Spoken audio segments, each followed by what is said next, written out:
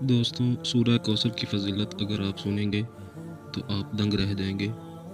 ایک مرتبہ ہمارے نبی کریم صلی اللہ علیہ وآلہ وسلم کی آنکھ لگ گئی۔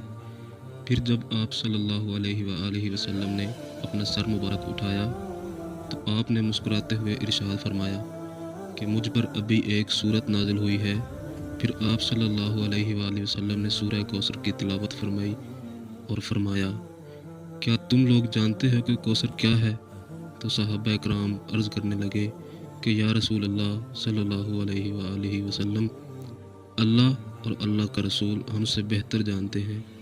تو ہمارے نبی پاک صلی اللہ علیہ وآلہ وسلم نے ارشاد فرمایا کہ وہ جنت میں ایک نہر ہے جس کا میرے رب نے مجھ سے وعدہ فرمایا ہے۔ اور دوستو، اب سورہ کوثر کی فضیلت سنیے گا۔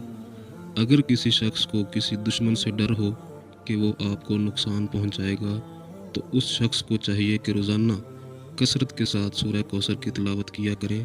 اللہ پاک اس کو دشمن کے ہر شر سے محفوظ رکھے گا۔